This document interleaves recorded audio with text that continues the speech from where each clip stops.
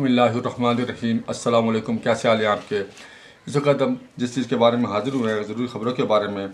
सबसे पहले ईरान, लबनान और इराक़ के सफ़र पर अरब इमारात ने पाबंदी आयद कर दी है। दूसरा हम जो बात करेंगे कि UAE ने पाकिस्तानियों को 48 घंटे के अंदर वहाँ से निकल जाने का हुक्म दिया है। तीसरा हम ईरान और अमेरिका की जंग के बारे में बात करेंगे। सबसे पहले हम UAE के बारे में बात कर लेते हैं कि जिसके अंदर उन्होंने पाकिस्तानियों को 48 घंटे का टाइम दिया है। यानी कि अब आहिस्ता आहिस्ता UAE पाकिस्तान के साथ खुलकर दुश्मनी में सामने आ चुका है।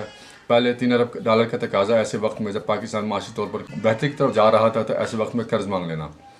दूसरा, इस वक्त पाकिस्तान के हालात ख़राब हैं और पाकिस्तान के शहरियों को वहाँ से बाहर निकल जाने का कहना। और यहाँ तक भी बात सामने आई है कि इस वक्त UAE जो है वो पाकिस्तानियों को निकल जाने का कह रहा है, लेकिन हो सकता है कि वो आने वाले दिनों में एंटी पाकिस्तान यानी कि जो पाकिस्तान के मुखालिफ ग्रोह हैं, यानी कि यहाँ पर जैसे ऐसे कुछ यूट्यूबर्स या सोशल मीडिया जो पाकिस्तान के ख़िलाफ़ बोलता है, उसको UAE बुलाया जाए और वहाँ के पाकिस्तान के ख़िलाफ़ बुलवाया जाए। और इसके अलावा यहाँ पर से पैसा निकालने के लिए वहाँ पर वो सस्ते दामों ज़मीनें बेची जाएँ, ताकि पाकिस्तान का पैसा निकल कर UAE मुंतकिल हो और पाकिस्तान के हालात मज़ीद ख़राब हों। इसलिए इस वक्त UAE जो गड़ा पाकिस्तान के लिए खोद रहा है, ताकि ये इसके अपने लिए गड़ा है, क्योंकि जो इस वक्त हालात हैं, इस वक्त सऊदी अरब और UAE की भी आपस में नहीं बनती, पाकिस्तान के साथ भी ताल्लुकात ख़राब किए जा रहे हैं।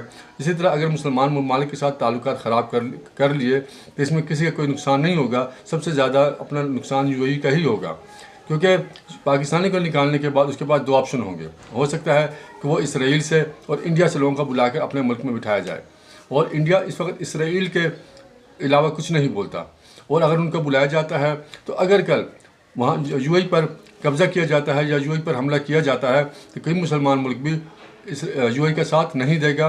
इस वक्त तमाम ममालिक कहेंगे कि अपने किए की भुगतो। दूसरे नंबर पर बात करते हैं कि अरब इमारात की। अरब इमारात ने अपने आवाम को यानी कि अपने जो शहरियों को, उनको ईरान, इराक़ और लबनान के ऊपर पाबंदी आयद कर दी है कि वहाँ पर सफ़र ना किया जाए। इससे अंदाज़ा होता है कि इस वक्त कुछ बहुत बड़ा होने वाला है, क्योंकि सफरी पाबंदी से तभी रोका जाता है कि जिस वक्त वहाँ पर हमला होने वाला हो या कोई ऐसी या ऐसी कोई चीज़ होने वाली हो कि जिसमें उनके शहरी की जान को ख़तरा हो, तो अपने मुल्क से उन लोगों को बुलाया जाता है, या ताल्लुकात मज़ीद मुकम्मल तौर पर ख़त्म करने हो तो तब बुलाया जाता है। और ये इसी चीज़ की तरफ इशारा है कि हो सकता है कि अरब इमारात भी इस वक्त अमेरिका के इस्तेमाल में आए, यानी कि इसराइल, अमेरिका और अरब इमारात ये आपस में मिलकर ईरान के ख़िलाफ़ कोई कार्रवाई करें। और तीसरे नंबर पर हम ईरान और अमेरिका की जंग के बारे में बात करेंगे कि जैसा कि मैंने पिछले व्लॉगों में कहा था कि ये अमेरिका इस वक्त कोई मुज़ाकरात नहीं करेगा, सिर्फ़ और सिर्फ टाइम पास ही करेगा। और अगर ये मुज़ाकरात हो भी जाते हैं तो ये 10-15 दिन से 20 दिन से ज़्यादा कायम नहीं रह सकेंगे।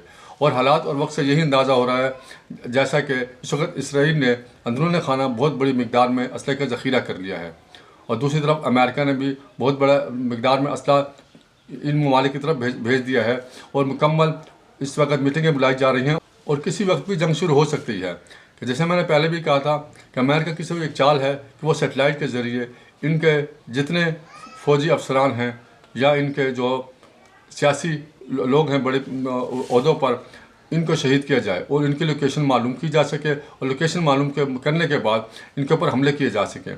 क्योंकि इस वक्त जैसे मैंने पहले कहा था कि इस वक्त इसराइल 2036 तक ग्रेटर इसराइल बनाने के चक्कर में है, वो किसी तौर पर भी ये जंग नहीं रोकेगा। और अमेरिका ने इस वक्त जो टाइम पास किया उसके अंदर उसने इसराइल के अंदर बहुत बड़ी मिकदार में असले का ज़ख़ीरा भी जमा कर लिया, और अमेरिका ने ख़ुद भी बहुत बड़ी तैयारी पकड़ ली है। और इस वक्त अगर ईरान कुछ भी कर ले, क्योंकि अमेरिका कह रहा है कि ईरान यूरेनियम वापस कर दे तो तब बात होगी। ईरान ने पहले भी एक गलती की थी कि जब उसने 90% यूरेनियम बना ली थी तो उसको सिर्फ $7 अरब के अवज़ उसने अपने प्रोग्राम को रोक दिया था। यानी कि $7 अरब के अवज़ जब रोक लिया तो वो पैसे भी नहीं दिए गए। जब वो उसको वापस अपने उस लोकेशन में वापस लेकर आए तो जो पैसे ईरान को मिलने थे वो उन्होंने कतर के अंदर रखा $7 अरब, और बाद में उससे भी मुकर गया। और बाद में मुज़ाकरात के दौरान ख़ामनेई को शहीद करना, इसलिए ईरान किसी तौर पर उनके साथ मुज़ाकरात के लिए एतमाद करने के लिए राज़ी नहीं है, और कोई भी अमेरिका की ज़िम्मेदारी देने के लिए भी तैयार नहीं है। और अगर ये यूरेनियम दे भी देता है तो अमेरिका कल यही बहाना पकड़ेगा कि अब अपना मिसाइल सिस्टम हमें दिखाया जाए और मिसाइल की जगह दिखाई जाए और उनकी रेंज चेक कराया जाए ताकि उनके वहाँ सिस्टमों तक पहुँचा जा सके, ताकि दोबारा हमला करके उनको ख़त्म किया जा सके।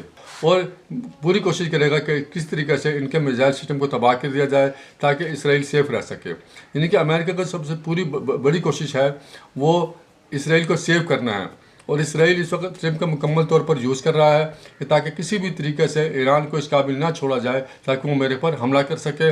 और इससे ईरान भी तबाही के दहाने पर खड़ा है और अमेरिका भी तबाही के दहाने पर खड़ा है, और इसका फ़ायदा सिर्फ और सिर्फ इसराइल उठाएगा, क्योंकि जब तक अमेरिका सुपर पावर है इसराइल ग्रेटर इसराइल नहीं बढ़ सकता।